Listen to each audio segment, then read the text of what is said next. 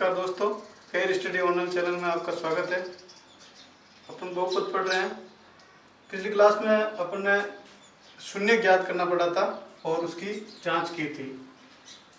Exercise 3.1 चल रही है, जिसका पहला क्वेश्चन हमने कंप्लीट कर लिया था। आज दूसरा क्वेश्चन है। शून्य ज्ञात करना तो अपन ने सीख लिया, उसमें अपन ने योग और गुणनफल ज्ञात करके फिर उसकी जांच भी की थी।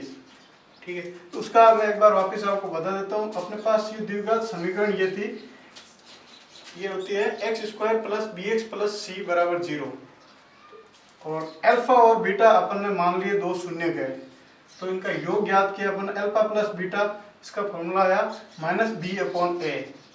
-b है इसका x का गुणांक है b और a है x² का गुणांक, और फिर गुणनफल ज्ञात किया अल्फा बीटा।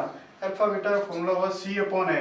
c अचर पद है और a x² का गुणांक है।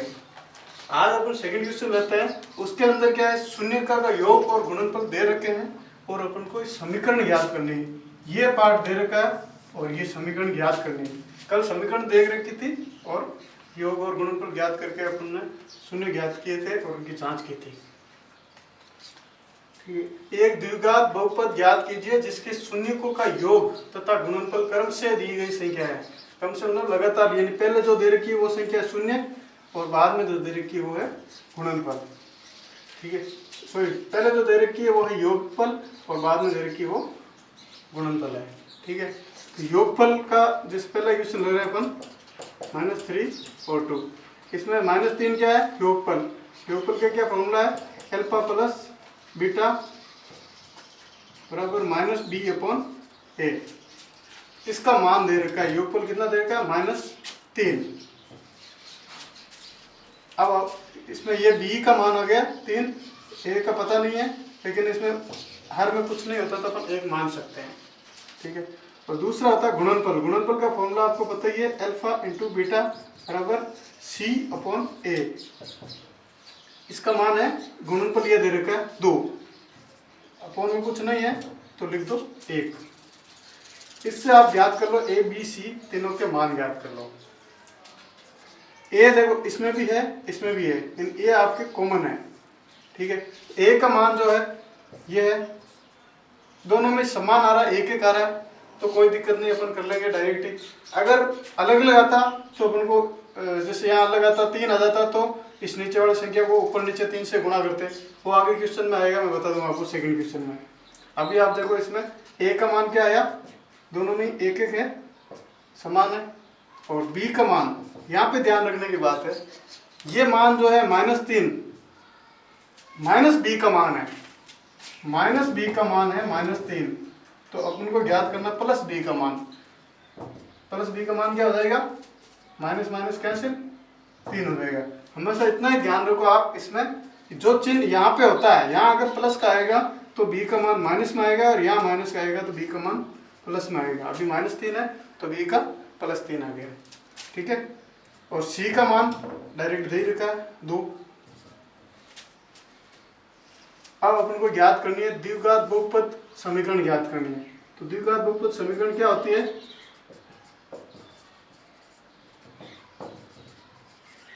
अभी आपको मैंने बताया, वो मैं वापस यहाँ लिख देता हूँ ताकि याद हो जाए। ax² plus bx plus c बराबर 0। ठीक है, अब इसमें अपने पास a b c तीनों के मान है, वो सीधे इसमें रख दो और ये समीकरण बन जाएगी। देखो a का मान क्या है, 1 x² लिख दिया, प्लस b का मान 3 प्लस का है, फिर x प्लस c का मान 2 बराबर 0। इसको आप हल कर लो, 1 को 1 से गुणा करें, एक से किसी भी संख्या गुणा करें तो सेम संख्या आती है, आपको बताइए। x² प्लस 3 को x किया 3x प्लस 2 बराबर 0, ये आपके इसकी समीकरण आ गई। ठीक है, अब अपन लेते हैं इसका सेकंड पार्ट। पहला क्वेश्चन हो गया,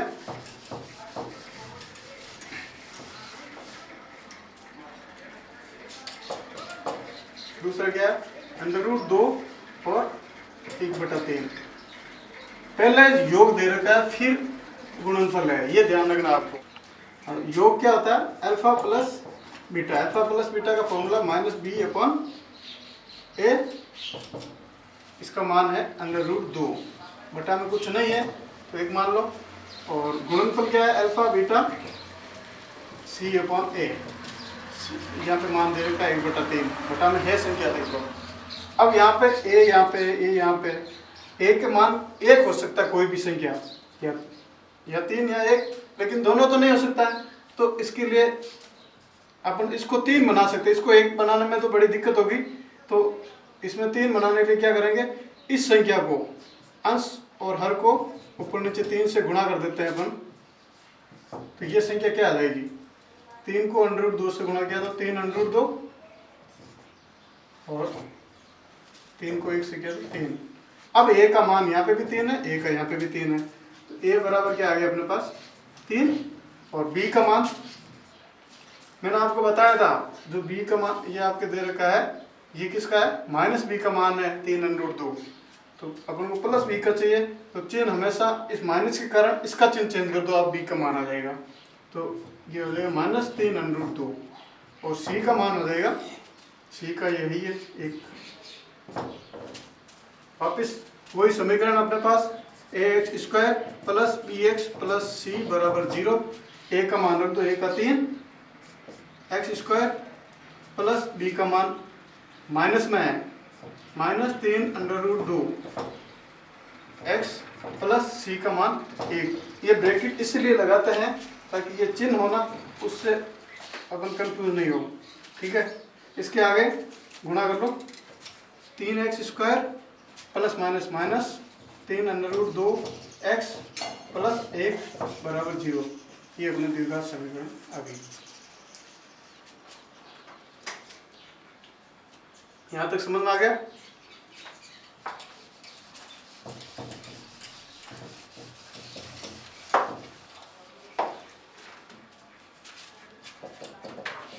तीसरा क्वेश्चन लेते हैं, -1/4 1/4।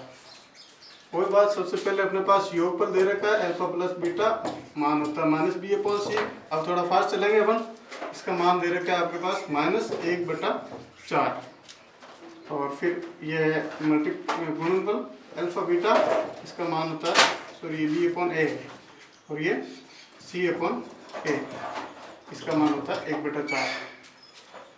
यहाँ पे ये माइनस का चिन्ह यहाँ बराबर में दे रखा है, ये आपको पता होना चाहिए, जो बराबर में दे रखा है ऊपर वाली संख्या के लिए माना जाता है हमेशा, ठीक है। तो ए का मान आपके सेम आ रखा है, 4 यहाँ पे भी है, 4 यहाँ पे भी है, ठीक है। तो ए बराबर 4 और बी बराबर हो गया, ये माइनस का है और ये भी माइनस का है, तो चिन्ह चेंज हो जाएगा, प्लस का 1 हो जाएगा, और सी का मान 1, ठीक है। वही समीकरण लिख दो आप बहुपद की, x² plus bx plus c बराबर 0। मान रख दो, a का मान 4 x² प्लस b का मान 1 x प्लस c का मान 1 बराबर 0। गुणा कर दो, 4x² प्लस x प्लस 1 बराबर 0। ये आपकी समीकरण आ गई, ठीक है। नेक्स्ट क्वेश्चन ले आते हैं।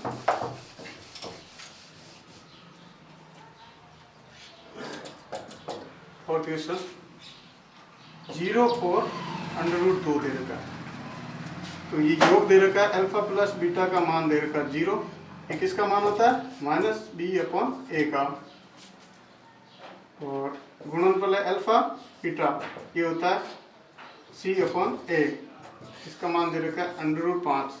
अब बटा में 1 आप मान लो, ठीक है।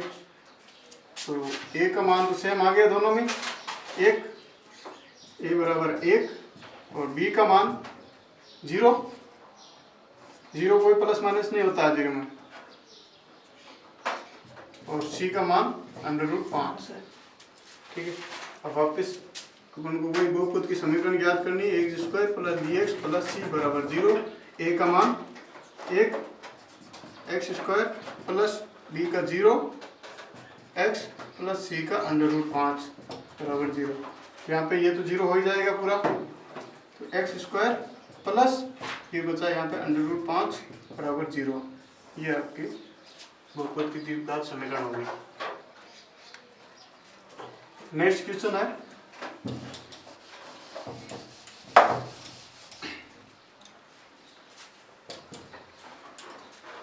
एक और एक। अब यहाँ पे एक एक दे रखे मान, तो आपको पता है इसके एक सारे मान एक एक ही आएंगे, लेकिन b का जो मान होगा वो -1 का आएगा। इसमें आप डायरेक्ट ही कर सकते हो, लेकिन मैं आपको पूरा बता देता हूँ। अल्फा बीटा बराबर -b/a 1/1 मान लेंगे, और गुणनफल अल्फा बीटा बराबर c/a, ये भी 1 दे रखा है, गुणनफल बटा 1 मान लेंगे। सारे मान एक ही आए, a बराबर दोनों कॉमन है 1, b बराबर यहाँ पे माइनस का चिन्ह इधर चल जाएगा -1, और c का मान भी 1, और यहाँ पे समीकरण बन जाएगी 1 है। अपन डायरेक्ट चिन्ह चेंज कर लेंगे, समीकरण डायरेक्ट लिख देंगे x² plus bx plus c बराबर 0। a का मान 1 रखेंगे तो ये हो जाएगा x², और b का मान -1 रखेंगे तो ये हो जाएगा -x, और c का मान +1 रखेंगे तो +1 बराबर 0। ये आपकी समीकरण हो गई। ठीक है, यहाँ तक समझ में आ गया। अब अपन नेक्स्ट क्वेश्चन लेंगे। क्वेश्चन नंबर 3 देखिए, इसके अंदर आपको समीकरण दे रखी है, यदि द्विघात बहुपद fx बराबर x² - 8x प्लस के शून्यकों के वर्गों का योग, शून्यकों के वर्गों का योग दे रखा है आपको 40, तो k का मान ज्ञात करना है आपको। ठीक है, समीकरण लिख दो। सबसे पहले fx = x² - 8x plus k, और दे क्या रखा है, शून्यकों के वर्गों का योग। शून्य क्या होता है अपने पास, अल्फा और बीटा होता है, तो α² प्लस β² का मान दे रखा है 40, वर्गों का योग है। अल्फा का वर्ग α², बीटा का β², इनका योग दे रखा है 40। ये समीकरण बन गई अपने पास। ठीक, अब अपन को ज्ञात करना है k का मान।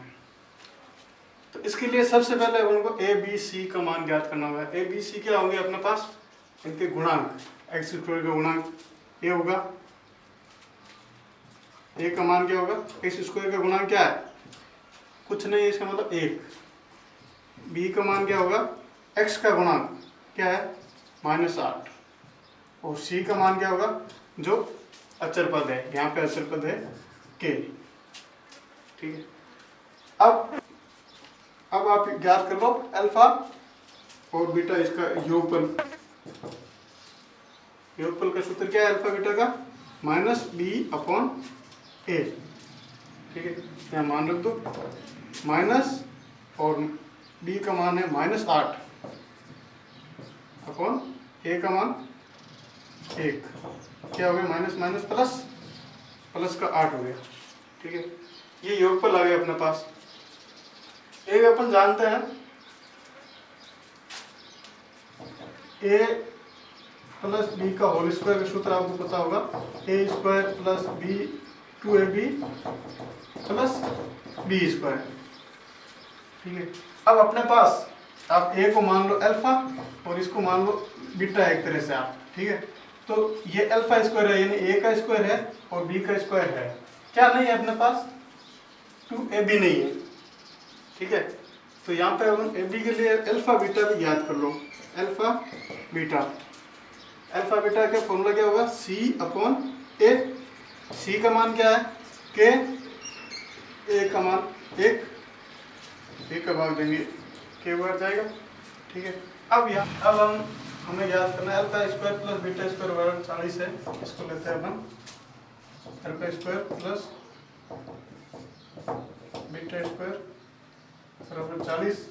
यहाँ पे अपने पास 2ab नहीं है, यानी 2α बीटा नहीं है, तो दोनों तरफ यहाँ पे 2α बीटा जोड़ दो। ये समीकरण क्या होती है, जिसमें एक तराजू है जिसके अंदर दोनों तरफ बराबर मान होते हैं, यानी अगर इधर आप +1 करोगे इधर भी +1 करना पड़ेगा, इधर -1 करोगे तो इधर भी -1 करना पड़ेगा, तभी ये इक्वेशन बराबर रहेगी। ठीक है, इधर जिस संख्या से गुणा करो इधर भी गुणा करना पड़ेगा, इधर जिससे भाग दो उससे भाग देना पड़ेगा। अपने यहाँ पे ये फॉर्मूला बनाने के लिए, a प्लस b का होल स्क्वायर बनाने के लिए 2ab चाहिए, यानी 2α बीटा चाहिए। ठीक है, तो इसके लिए दोनों तरफ आप यहाँ इधर 2 अल्फा बीटा बनाना है तो इधर भी गुणा कर लो, दोनों तरफ जोड़ दो। 2 अल्फा बीटा जोड़ने पर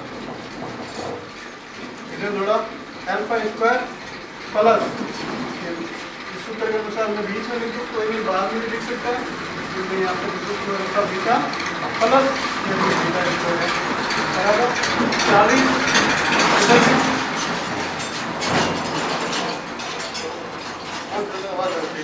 बराबर 40 और इधर भी जोड़ दो आप 2 alpha beta.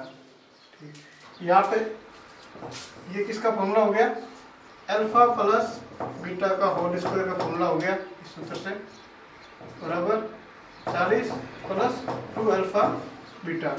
Alpha plus beta का मान अपने पास है क्या है 8, अल्फा प्लस बीटा का मान यहाँ से 8 लिख दो, 8 का स्क्वायर बराबर 40 प्लस 2, यहाँ पे अल्फा बीटा का मान भी अपन ने ज्ञात कर लिया, क्या है के।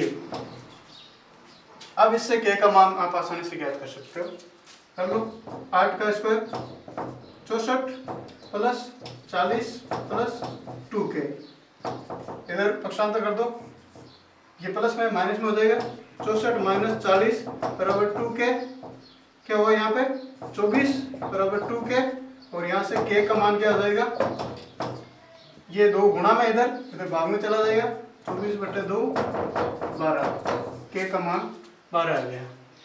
ठीक है दोस्तों, एक्सरसाइज 3.1 कंप्लीट हो चुकी है। मैं समझता हूँ आपको अच्छी तरह समझ में आ गया होगा। आप इस चैनल को लाइक करें, सब्सक्राइब करें और शेयर करें। कल अपन एक्सरसाइज 3.2